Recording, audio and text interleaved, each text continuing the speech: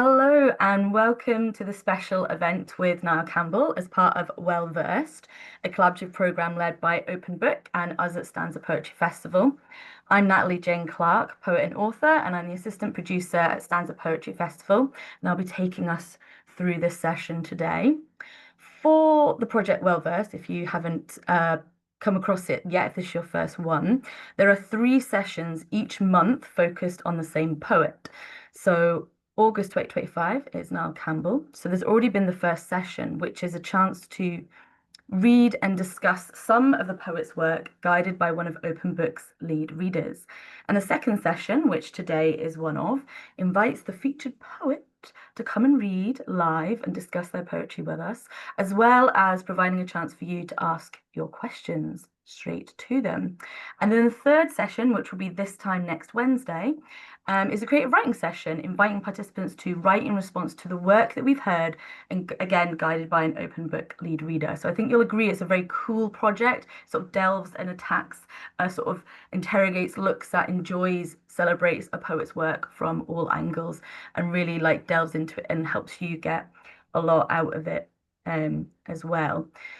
And we have some really great poets coming up as well, which I'll remind you of at the end. But we've got Imtiaz Darker, Joelle Taylor, and Karen McCarthy Wolf coming up in subsequent months.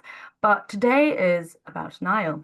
So today I'll begin with a reintroduction to him. Then we will have a reading from Niall Campbell, followed by some questions from me, and then we will turn to you, the audience, for some questions. And if you're not joining us live but are watching on YouTube, it would still be lovely to hear from you as well. So you can add some comments and questions to the comments below. So here we go. Here's the introduction. So Niall Campbell is a poet from the Outer Hebrides of Scotland. His first poetry collection, Moontide, was published by Blood Axe Books and won the Edwin Morgan Poetry Award and Saltire First Book of the Year. Noctuary, his second collection, was shortlisted for the Forward Prize for Best Collection in 2019. And a selection from these 2 books were published in the US as First Nights as part of the Princeton series of contemporary poets. His latest collection, The Island in the Sound, was published in September 2024 and is currently, I believe, shortlisted for the Forward Prize for Best Collection. And we were lucky enough to have Niall as part of our 2025 Stanza Poetry Festival. Please join me in welcoming Niall Campbell, who's going to do a reading for us now. Hi there, everybody, and I appreciate you joining on this mid-afternoon. I'm in Newport, so in Fife, so I've got a little bit of the last of the summer sunshine. What I wanted to do is, I was conscious that I'd sent over some poems to be read in that first session. And so I want to read some of these poems, but also just to get a sense of them in my own voice, but also to read some other poems that I had not shared that you might find in the collection or that you will find in the collection.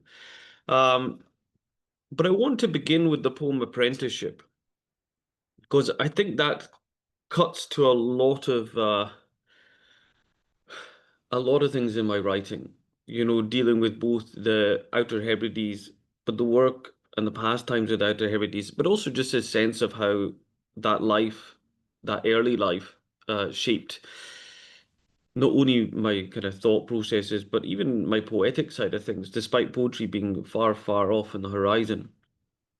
So Apprenticeship deals with there's a fisherman's market on South Uist. So usually Sundays, sometimes Mondays, a lorry would drive from Spain all the way up to South Uist to Ludag. So that's the fishing village I'm from.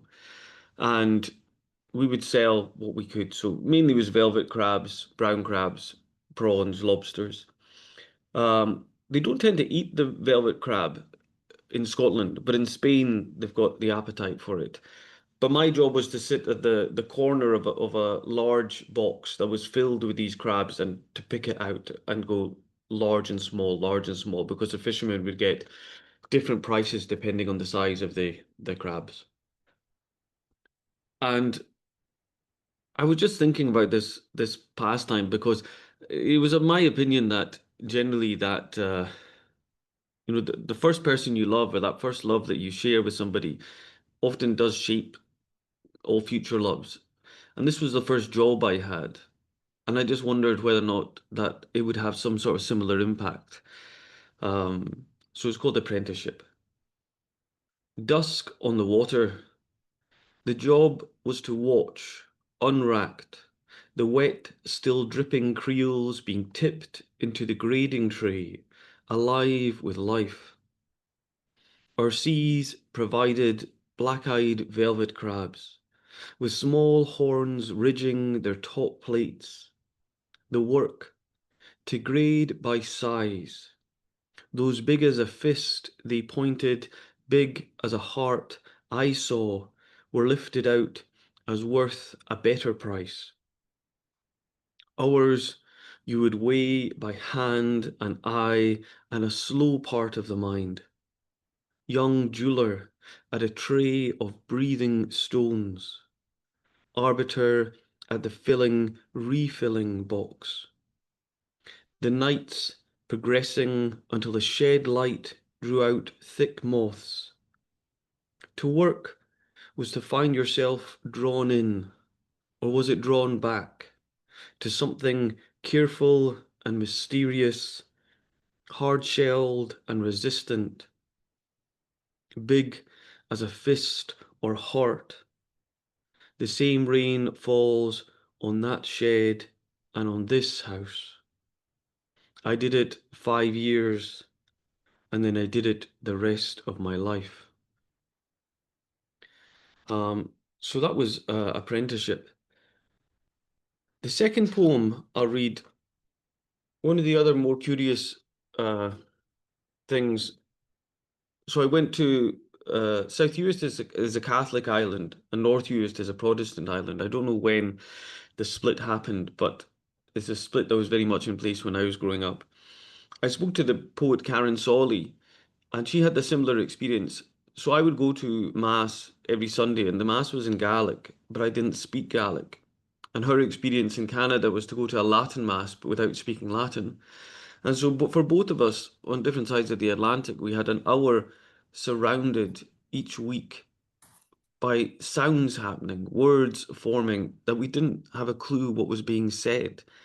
Um, there's a famous advice for poets from Ezra Pound from about 1911 or so, where he does actually stipulate that's a big benefit to a poet is to, he mentions Hebridean folk songs, so again, Gaelic, to surround yourself in that if you don't know Gaelic, because you're just listening then to the sounds and not to the actual words or to the meanings.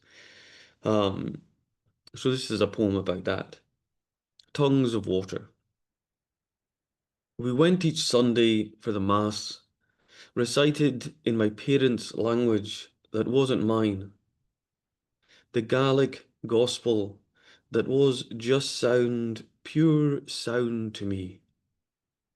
I rose and kneeled and listened as my people traded vowel for vowel, my whole small world this flowing water. Back then I sat and heard the ocean in their unknowable call and that same unknowable response. My parents stood in the Psalms current, like waders gone out, as I settled knee-deep on a second bank, hearing only the sound of a stream, believing only the sound the stream makes. I just want to make sure that, did that flicker a little bit through the poem? Was it okay? My screen went a bit funny, that's okay. That's perfect. Um, so you also read a poem, I think, on food chai. So the book has a couple of main strands. One to do with the islands, or just life in general. One to do with these love letters, having now been married for 10 years, and these island sonnets. So I shared the food chai sonnet, but this sonnet on Delos, uh, that's part of the collection. So Delos I was reading is interesting because it was Apollo's island and sacred for that reason. And because it was sacred, you weren't allowed to be born on the island, but you also weren't allowed to die on the island. So a pregnant woman would be taken away to have her child, and a dying person would also be shipped away um, to die elsewhere. And I was just thinking again of it. Well, this time Eriskay, um, and my mother caring for her brother through the end of his life, uh, and how maybe there was a different course or a different experience on Delos. So, island sonnets for Delos. I see the island's inadvertent grace. Delos, Apollo's home of the pale shore and black geese, the sacred Mediterranean, where none were allowed to die or be born. My mother nurses her own brother through his end, moving from kitchen to his room with those hot cloths, their white folds in her hand. Dying seems this constant needing to be cleaned. Long nights of cotton brushing skin, I see what they were saved when birth was just a wrapped child handled onto land, and death's coffin walk was the still living led to the shore's end, all the hands waving to them back and forth, the same movement of my mother as she tends. Um, and I'll just read a few more for you if that's okay. Um, I want to read the poem about windows, if only because home improvement poems were kind of set by Heaney. You know, he wrote the poem about getting the new skylight. And if people know that one, it's a beautiful poem about them cutting into the roof. And there's a little line of this poem. It's all hutch and hatch. Beautiful poem. So I'm part of a generation. So I lived in Glasgow and then Leeds and then moved here to Fife. And in each house, we seem to live in a house with older windows than the time before. Um, in Leeds, you could barely see through it. And when we moved in here, one of the first things we had to do was replace the windows. Again, there was little ripples, if people know kind of really old glass. And so we were moved in, or when the windows were actually replaced, I was sat on the couch just over there, and I couldn't believe that there was actually glass in the windows. They were just so clear. I kept having to stand up and go and check what was actually there or not there. It was just such an unusual experience, having lived one way and then to have something else. So these are the windows. When those new windows, sashed and cased, were hoisted in, later than most, I understood the phrase as clear as glass. Out went those wrinkled, ancient fingerprints of pains, fogged, misted, smudged by time, or else holding a little breath of a ripple through their ice. All these years, I didn't know I wasn't seeing clearly.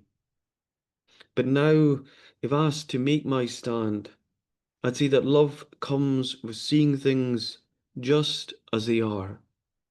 Clear, detailed laburnum in September's garden, crisply swaying. First among the miracles was the laying hands on the blind. Um, and I'll end with the sound. So there's the longer poem, The 9 Billion Names, which was to do with reading a short story by Arthur C. Clarke, which is mentioned, where, just to give some context on that one first, uh, in the short story, there's monks on the top of a hill, and as soon as they can write down the 9 billion names, the idea is the world ends. It's this beautiful and strange story that I want to tap into. But the last poem of the book is called The Sound, and I just the idea of sound and music and silence and noise, all these different categories has been something that I've maybe obsessed over for most of my writing. And I wanted to write something about just the sounds you would get as you walk along the late night beach in Eriskay, um, and just remembering those things. Um, so this is the last poem in the book. Listen, footsteps under moonlight. You left the echoing road, the verge blanket of the grass, to now walk just on sand, each footstep saying hush, as if to the one previous. Hush, hush. The beach path, all feldspar and dusted quartz.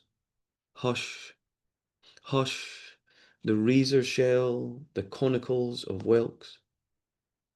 Alone, passing the snores of driftwood hunkered on the beach silk, you might hear the something else that isn't the sea returning to the beach, or the corncrake in the small blacked out cathedral of collected thatch, that isn't the lighthouse making the one sound of its light. Autumn coming in on the black Atlantic, you hear your pulse responding to the frost, singing like a second bird from the gardens of your neck and wrist and breast, is lubbed up as a pity tune, now a mating track, now the last call of the dodo or the great auk. All the disappearing sounds of the world come back, here, beneath the percussion of the starlight and the rustle in the grasses. And the thought occurs surprising you of a bow hand weaving in the lateness the high string of the wanderer's porch light, the low string of the stopped life on its path. And I think I'll just end there if that's okay. Thank you so much, Now. That was beautiful, so, so lovely. I'm just sat here the whole time just listening like this and thinking, what a lovely way to spend a Wednesday lunchtime. Yeah, tell me about it. Yeah. Right? Isn't this lovely, everyone? And for me, I'm just like, oh, this is my job. I get to do this. This is great. And actually, it's really appropriate that you ended about sound because the first question I wanted to ask you was based on something you said in an interview with Maria Isakova Bennett, and you said that growing up on an island in the Outer Hebrides instilled in you your distaste for noise. And I was wondering, now that you've lived and spent more time in busier, more populated places, has that affected your writing and your tolerance, I guess, or view of noise and things? How's that changed? How's that altered and things? Yeah, I mean, I would mainly say so. I lived in Glasgow for 10 years and then we moved around a lot. My son was in 7 houses in 7 years. Wow. And I know it's just the life of my wife's an academic and Yeah. just life at the moment. But we were in Leeds for 6 years and eventually we moved back to 4 years ago. And it was that move from Leeds, big bustling city, very like Glasgow, great city. It's got an art school and a real kind of gritty, lovely vibe to it. But to then move to the rural area that we're in and to be beside the sea again, it was it was a feeling of homecoming, even though it's the opposite side of Scotland, being a West Coaster now living on the East Coast. But it was that homecoming to just silence after 10 p.m. You can walk around the village, you won't have cars, no cars at all, and it's rare to see too many people around. It's a sleepy little village. And so it's just a big part of me responds to that moment of kind of meditative quiet, maybe. I mean, I should also say I was one of 6 children in Mm. not exactly a large house. So again, that sense of hiding away to somewhere quiet to have your own thoughts rather than being in the middle of noise is always something that was precious, you know?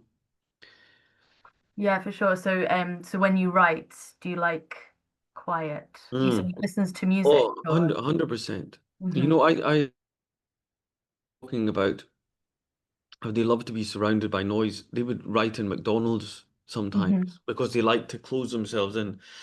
I just absolutely can't. Absolutely can't. I mean, even if I'm writing an essay or even to be honest, like a funding application, be it for the magazine or for myself, I need I'll constantly be making noises to myself, like that just little groans and little pitches as I read through the standard non-poetic sentences because there's that whole idea that sound is sense itself. So as long as it sounds right, it might be right. And so you kind of commit to that. And I commit to that in forms and I commit to that in prose and I would commit to that in poetry as well. So to hear that, I need to be silent, and I need a silent room for sure. For sure. Yeah, that's so interesting. Yeah, and obviously your collection is called, the island in the sound. So it'd be interesting to hear a little bit more about the collection if you were to explain it to someone who's not come across it and might want to pick it up, and maybe your exploration of island and sound in it. Yeah, so Thomas, I've got the three books here. So Moontide was this first one. I'm trying to censor it. I think it's Oh yeah, put it in front of your face. There's Yeah. no Moontide. So Moontide, the first collection was about the islands, and it was about growing up on the islands. And I'd say it's like a young man's book, with all its qualities. The second book I wrote was Noctuary. So this is Noctuary. Now that was to do with my son, um, being born, and I was a stay-at-home dad, and we had such a wonderful relationship. But that book was kind of drunken in sleeplessness. Um, and if Moontide was quite large, then Noctuary had closed in quite substantially around the act of being a parent and being a father.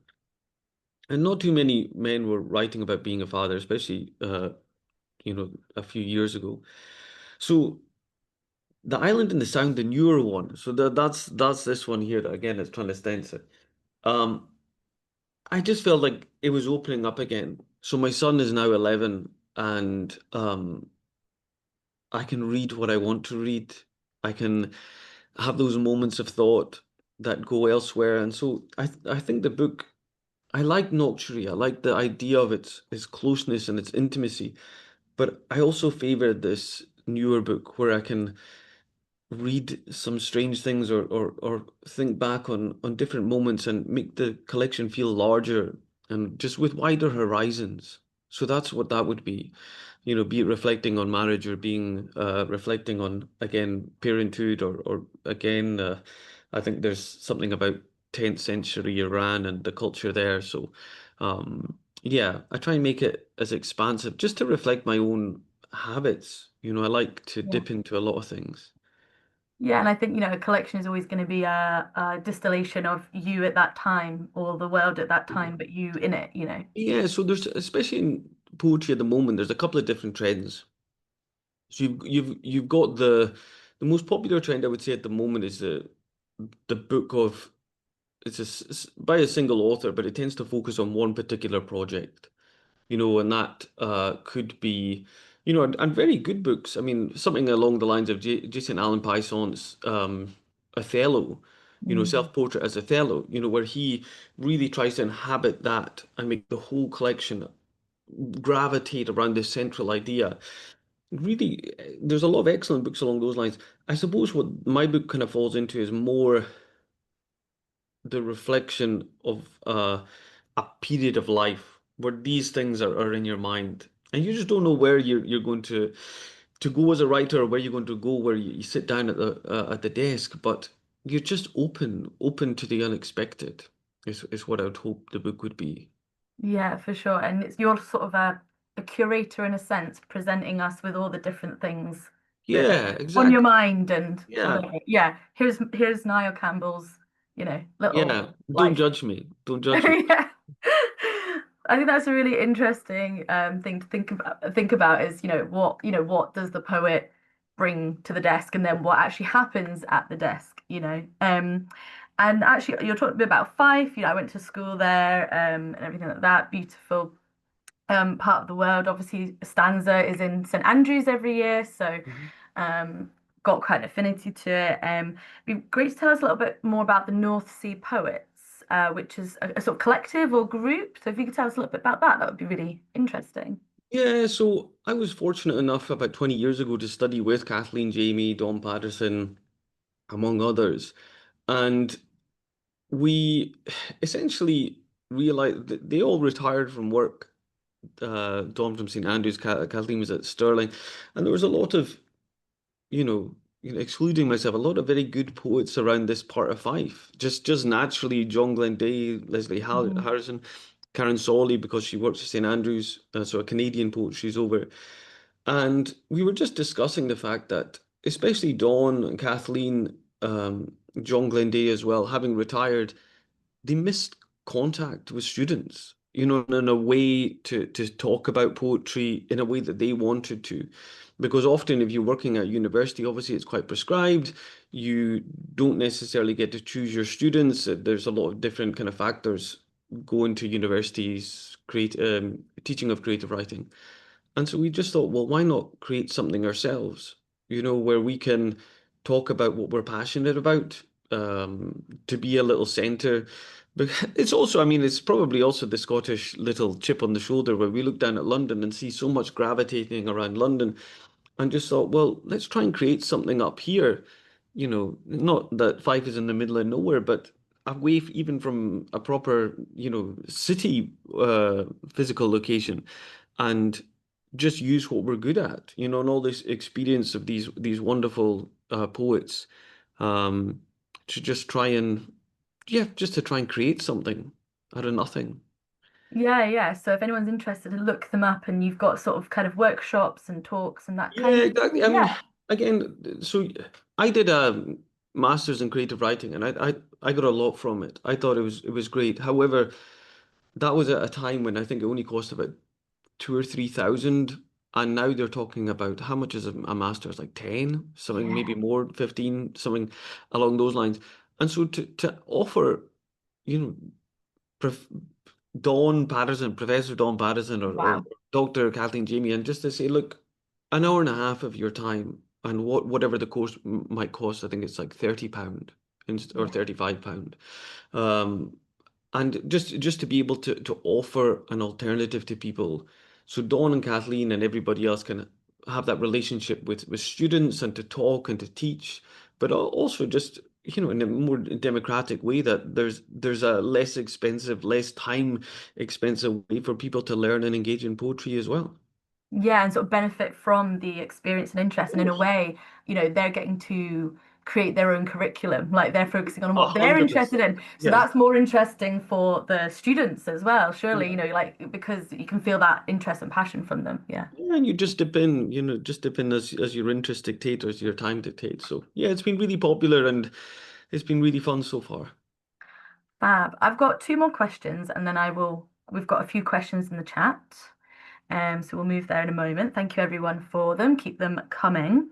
So I was reading that one of your recommendations is to really balance any kind of modern literature with stuff from at least 150 years ago. Yeah. And I was wondering if you had a couple of pieces, works of any kind, any literature that you would that either greatly inspired you or maybe you'd like recommend as a starting point because there's a lot out there. So what would you, Niall Campbell, as our curator today of these things, what would you say would be a good couple of things for us to go away and try and read in the next few weeks or months or whatever from? So it just stems from my own history. So I went to university to actually study history because I didn't know what I wanted to do. I had a very vague idea that I would study Otto von Bismarck and the unification of Germany because they taught it in secondary school, and I Yeah. thought, well, it'll lead to a job perhaps. But the wonderful thing about the Scottish curriculum in universities is they make you fill your columns, and you've got to do certain number of courses and a variety of courses. And so I ended up drifting into English literature and falling in love with it. So when it came to honours, I dropped history and I studied Renaissance literature, so about 1550 to 1610 or 20, and then Restoration literature, so the great plays of that period. And then there was a separate Shakespeare model, then Romantic literature, Victorian literature, and I think I stopped around about 1910, which I think modernism didn't hit me, which is probably evident in my work anyway. But no, I mean, I just think to be open to the poetry of that period. I mean, as terrible as it is, I would just say look at the plays of Shakespeare.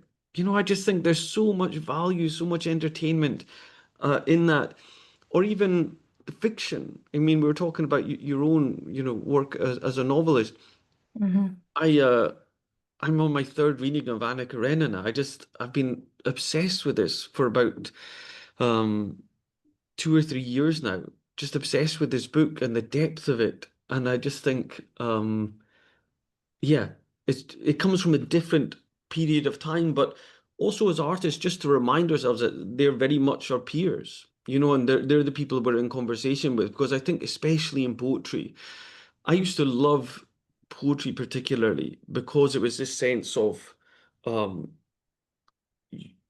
novels. It's only recently I've started rereading novels, but generally I would buy a novel, I would read the novel, and I'd move on and then move on and move on. With poetry, I was always lingering over the same collections, carrying them around for long periods of time, reading it once and then again and again, and the same poems again and again. And it seemed to go against this grain of the kind of the cycle.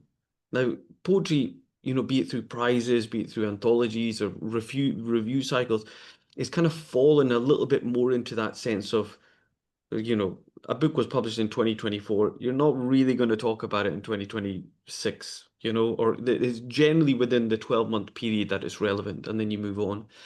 And I just think, no, poetry is that connection, that way of finding a link between yourself and, whoever it is, like be it Yeats or Heaney or anyone else, and just to find that point where you can. What's wonderful is just to, even Raymond Antrobus does it in an annoyed way with Ted Hughes. He responds to one of Ted Hughes's poems about deaf children and does it angrily, but there's that real sense that absolutely Raymond's right to respond to Ted Hughes because it's an active conversation that's still going on despite Ted Hughes having written this poem about 60 years ago. So I just think it's a benefit to the poet and to poetry generally to see ourselves in conversation across hundreds of years rather than anything else. Yeah, I love that idea that we're still speaking to them and they're speaking to us, and I Yeah. think that's what they would want as well. Exactly what you're saying there. It's fascinating. I'm going to be thinking about that a bit more. My final question for you before I go to the chat is, um, tell us about your opera writing. Just if anyone doesn't know this, Niall, is it a libretto? Is that how A you say it? libretto, yeah. Libretto, yes. Yeah, tell us Uh, about that. so I wrote one for, so the first one came around a little bit by happenstance. There was a project offered between Manchester Metropolitan University, uh, the Royal Northern College of Music, and then the BBC Philharmonic. So for a poet to write a first libretto. And so we wrote, myself and a composer called Anna Appleby, we wrote an opera, 45-minute opera called Drought. And it was a real challenge because she'd never written such an extended piece. I'd obviously never written for opera before. So the difficulty came. I want to talk about difficulties and then I'll talk a little bit about how it maybe Yeah, yeah. overcome those. So how long is the libretto? Let's say somebody says you're going to write 45 minutes for opera. How long is that supposed to be? And I think my first draft with heavy spacing was about 21 pages. The idea being maybe a page for every 2-ish minutes of music, and it was far too long. I think it ended up being about 8 pages with a lot of space because so much is the pause and so much is about repetition. Um, there was a little bit of a confusion as to what type of opera we're writing. So you've got more contemporary operas are with a through score, so they will just sing everything in the same way almost throughout the opera. So it's a lot more like a stage play. Um, Whereas maybe more old-fashioned operas before the 20th century were called numbers operas. So you had specific songs like Carmen, for example. You would have like songs that you could just lift out from it and put it on a CD. And so it's just a case of just trying to figure out things. Um, I'm writing a second opera. That opera did not too bad. You know, considering everything, we actually wrote it during COVID where we couldn't spend time together. So the first month or so of the project, so it lasted 4 years. The first month or two of the project, we had meetings in a studio with a piano. We're able to discuss things, but then everything obviously locked down, and you're doing things very remotely. The worst idea. But that ended up not too bad. But I'm doing a second shorter opera, so this would be for the Scottish Chamber Orchestra. It's going to be performed next May, I think, with a poet called Jay Capperold, who's doing fantastic things. He's an associate composer with Scottish Chamber Orchestra. Now, this is a shorter opera. This is a 20-minute opera. So even more, I mean, you want to see it's a wonderful thing because essentially what happens is the librettist provides about 2 or 3 pages, and then the composer goes and creates this wonderful big open Wow. thing. But yeah, it's do look out for it. So it's called The Language of Eden, and it references one of the kind of idea for it came from one of the poems that were in this book here. So about language deprivation experiments. But yes, Perfect. Really interesting. So, um, I will ask the first question from Esther, which says, can you talk about putting religious references in your poems, especially as so much of it's come through your work this afternoon? I've come to the Zoom meeting straight from giving someone last rites, so the sacred is really at the front of my mind, and I'm generally interested in how poets can successfully incorporate that sort of imagery in an increasingly secular world. that's a great question, and and fascinating that you would come to this straight after. I'm just looking at through the comments. How do I feel about it? So part of so this is so part of North Sea Poets, we have a Substack, and I'm writing a Substack essay for that's going to come out on Friday. So maybe it'd be worth reading that alongside this comment or this answer. But essentially, I think there's a couple of different ways that poets um, interact with their work. There's a famous idea from Percy Shelley, the Romantic poet. So he wrote this defensive poetry. Oh goodness, I think it was about 1817, 1815, something along those lines. And it was that the poet is the unacknowledged legislator of the world. So the poet is the person we don't appreciate it, we don't know, but they're the ones who set the standards or set the rules. Um, for our interactions with the world. So it's about the poet taking on some sort of sense of moral authority. And that's a really popular position and a really admirable position for the poets who take it up. But it's probably not the one I take up. Um, I was reading recently, John Ruskin, I think from the Victorian era, said a poet is is a person to whom things speak. And I like this idea for me more, because it's an act of listening to, be it the event or the world or the thing that speaks too quietly for most other people to hear and to listen. And so if there is a means of getting the the kind of extra the more than human into a poem, I think it's just about finding a way to tap into that sense of what's being said that other people can't listen to, but that you're open to the act of listening to. Um, that I try and unpack this a bit more in this essay, but that's the kind of general gist of it. And I hope that's okay as an answer, Esther. Yeah, Esther's nodding. Thank you so much. So we've got Philippa Ramsden next, who said, "Thank you for the insights into the poems. I found the observations in the apprenticeship so true. I wanted to ask about a poem we read last week, The Sparrow's Legs. I think each of us chose to read it differently, or read the Yeah. slash oblique differently.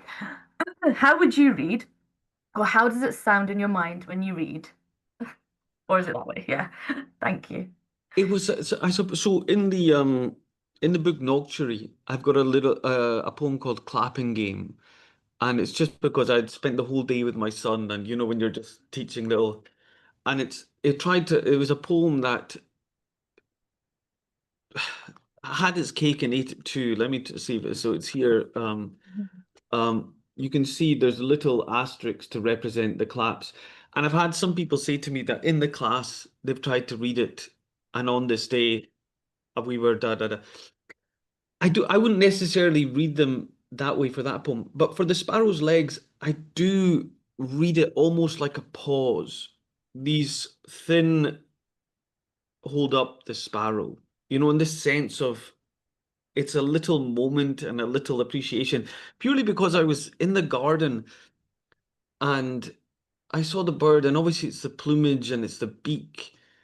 And then you see these tiny, thin legs, so unappreciated. And then this is again goes to that Ruskin quote of things speaking to you. And you think all the attention is on these parts of the birds, obviously the wing and the voice and the tongue and the beak.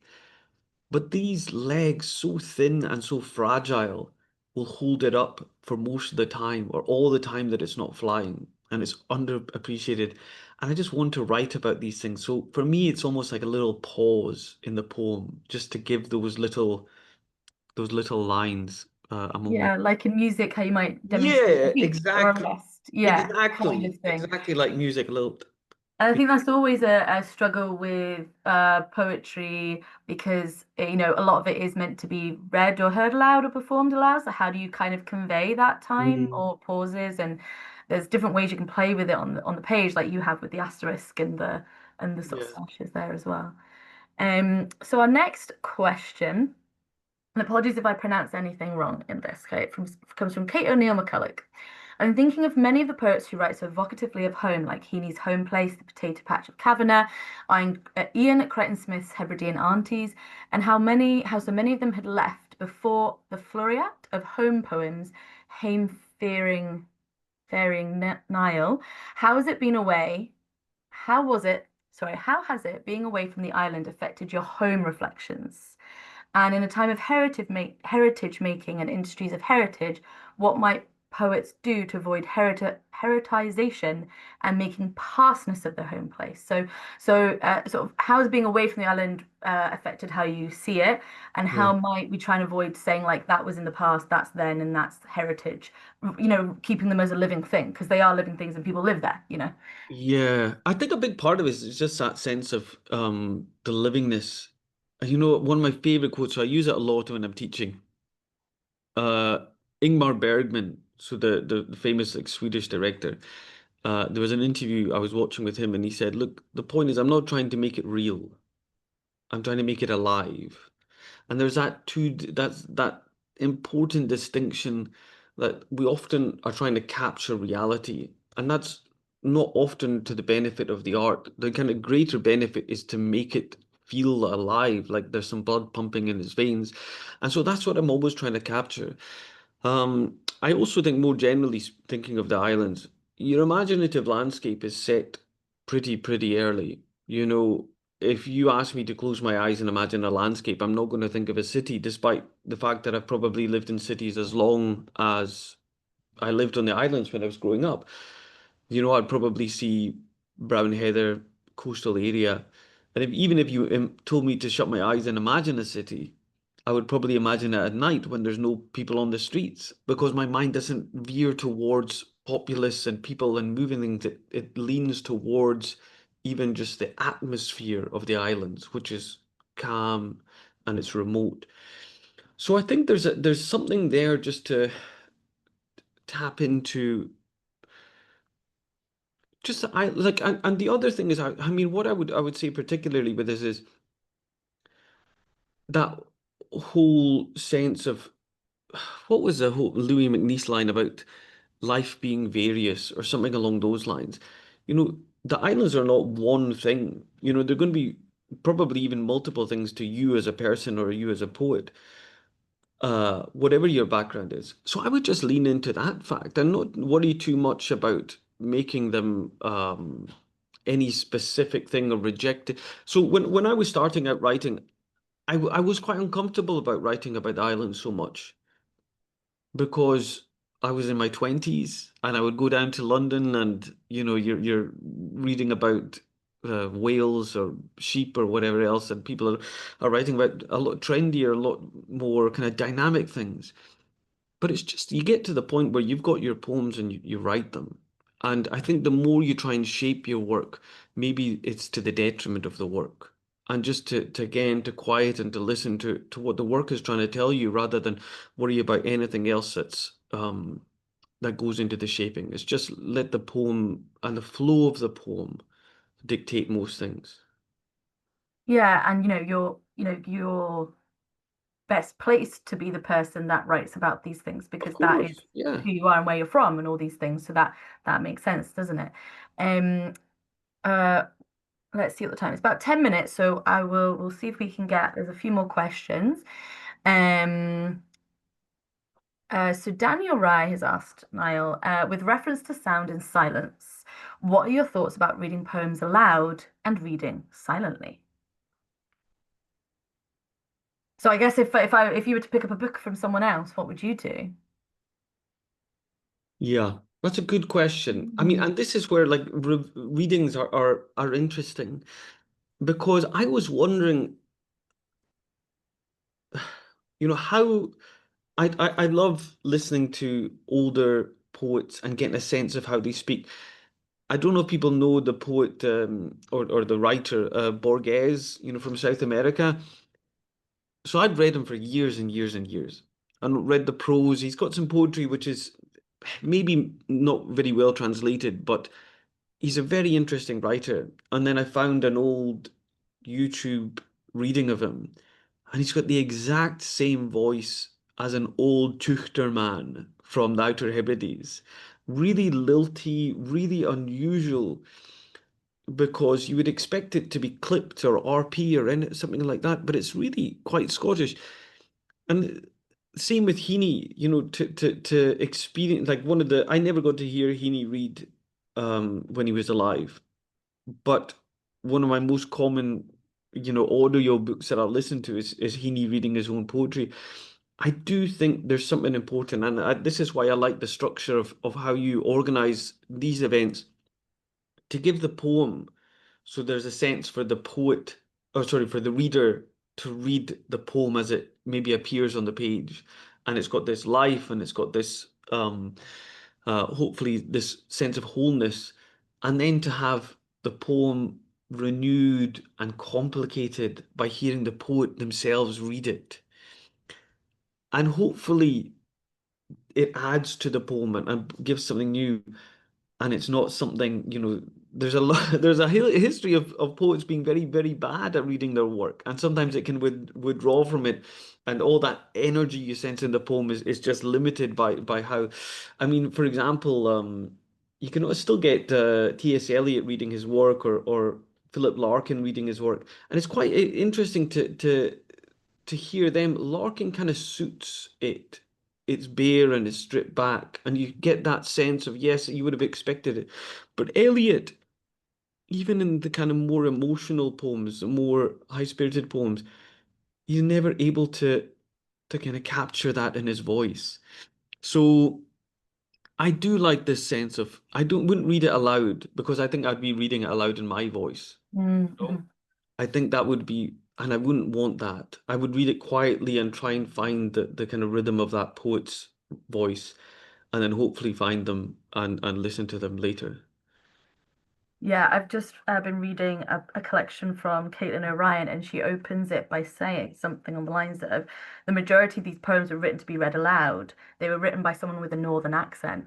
Oh, So that's that, nice. Yeah, yeah, yeah, so yeah. sort of encouraging you to read it, try and sort of emulate it a bit, or just the fact that I guess rhymes and sounds are going to be Yeah. so different Oh, yeah. in a different accent and from a different place or different, that kind of thing. So I mean, imagine hearing, reading Liz Berry, yeah. okay, and reading Liz Berry and Liz Berry, and then going to hear Liz read afterwards, I think it would just knock your socks off. You know, Yeah. really, really would. And then you'd go back to the books, and again, you're finding new books there because you've now got Liz's voice in your head when you're reading them, and this melody that she speaks in. It's just incredible.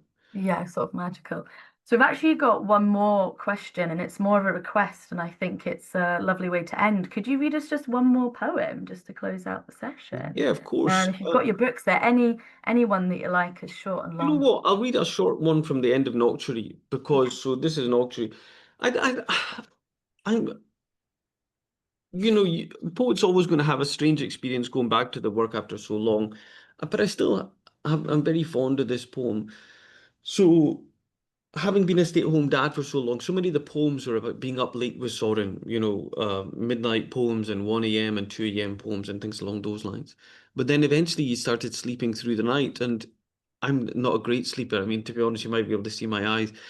I quite disrupted sleep. So I was always, but there was a period where I was always awake, but now with nothing to do and nobody to care for.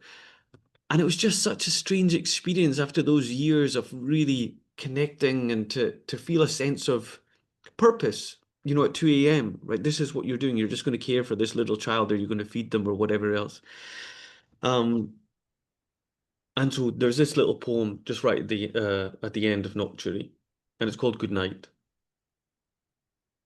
No curtains should be open at that time, but ours weren't drawn, and the cold world looked in.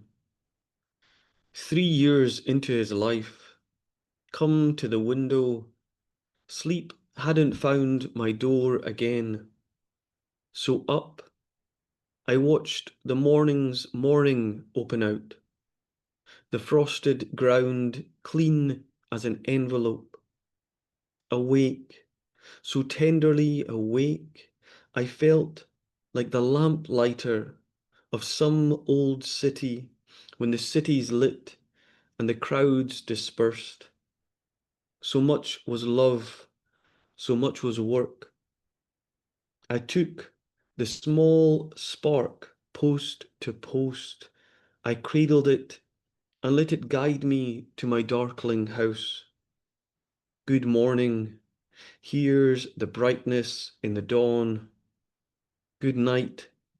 Here's love like a faint snowfall. Good night. Thank you so much, Niall. That was a Oh, wonderful pleasure. session, a wonderful poem to end on as well. And I want to thank everyone else as well for your time today and coming along. I hope you had a lovely time. No, thank you. Um, yeah, it's lovely. And yeah, I will stop the recording, but thank you so much.